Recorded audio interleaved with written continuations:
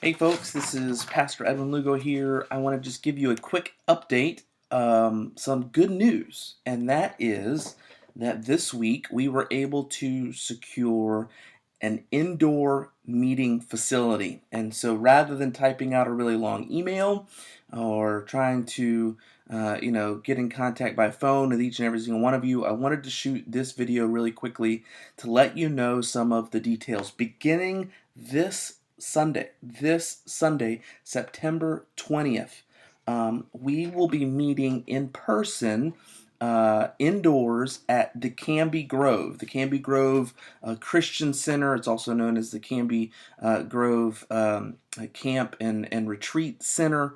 The address is 7501 South Knightsbridge Road, Canby, Oregon. Many of you probably know right where that is. Many of you probably driven right past it. You may have even driven past it and not even realized it. We will be meeting there in the Mount Hood Pavilion. There will be directional signs for you when you come in on Sundays, and so you can go straight when you come in. When you turn into the parking lot, go straight, and we'll be on the right side of the camp. But you go in for a little bit, and then you're on the right. But again, we'll have signage there to direct you in. There'll be plenty of parking right there next to the building. This coming Sunday, September 20th, we will have a Sunday morning worship service at 10:30, our normal time, and we are planning to have an evening service at 6 p.m. right there at the same place. We're going to be observing the Lord's Supper and having a time of prayer together on Sunday evening at 6 o'clock. You won't want to miss either one of those services. I'm really looking forward to it, and we would love for you to be there in person. I do want to say this as well, though, both out of respect for the Canby Grove and for our own health and safety, we are asking people to still register to come to both of those services. So in the email that this video is in, you will also have links that will lead you to the normal registration pages. There will be one for the 10:30 a.m. service, and there'll be one for the 6 p.m. service. So be sure, if you're planning to come to both, to register separately on those two things. But we're going to continue to register. We're going to continue to monitor symptoms like we do. We'll continue to aim to maintain social distancing, which will also happen.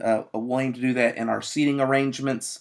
And even in our personal interactions. Again, that's both out of respect for the Canby Grove, who's now allowing us to use one of their buildings to meet in person, and also for our own health and safety. Many of the safeguards that we put in place at the farm, we will continue to keep in place here. There will not be any passing out of paper products like bulletins and those kinds of things. However, the nice thing is this space does have screens, and so you'll be able to see the music up there. You won't have to look on your phone or print out any of that. And any announcements, you'll be able to see those up there as well and be able to keep track of those. For the Lord's Supper, we have individually packed the elements, and so when you come in, you'll just pick up one individually packed one for yourself off of the table rather than going through a service of it. And so I wanted to let you all know about that. And while we are grateful for an indoor space to meet, I do want to make this abundantly clear. It's not a perfect solution. It's not even really ideal. But we're still thankful to be able to meet in person, indoors. And as I've said 100 times over, man, we're so thankful for the Claytons and for them to open up their farm. They've been very helpful, but also understanding of this transition. It makes sense to them as well. And so with all that being said, there are a few things. Like I said, it's not perfect. It's not ideal. I want to encourage you right now. It would be unfair for us to compare the Canby Grove to the community center. That's not fair. We're just thankful we have a place we can meet in person and indoors. So that, with that being said, there are a few things that are important that you need to know. There are in the Mount Hood Pavilion where we're meeting, and it is all indoors. I know pavilion sometimes sounds like it's just a covered area. It's all enclosed. It's all indoors. All of those kinds of things. But in the Mount Hood Pavilion, there are no restrooms in that building. However, the building right next to us has restrooms, and it's a simple 30-second walk to the lobby and then take a right, and the restrooms are right there. Indoor plumbing, it's great. No honey bucket, those kinds of things. It's a simple, quick walk. The reason we can't use that building is because there's usually a gun safety class going on in that building around noonish, and so it makes it really difficult for that to work. But it's a simple walk to the restrooms, no issues with that. But the building itself, and you've probably seen some images of it now. You can go on their website and see it's one large kind of rotunda, one large open building, and so because of that, there will be no child care. There will continue to be no child care and no children's classrooms. Now, maybe once we get settled and kind of figure out the lay of the land and look at all of our options, we may be able to change some of that. But right now, be prepared for no childcare and no children's classes, just an all-together, family integrated 10:30 a.m. service. With that being said, the building itself also has some pretty rough echo, and so obviously with young children there. Listen, I have 3 kids. We know what it's like to raise children. But we are asking for families of young children to just do their best and be aware of the situation. Out in the farm, if they got a little out of hand or loud, it was simple to, that kind of just got lost in the ethos. You go look at the Jeep or whatever.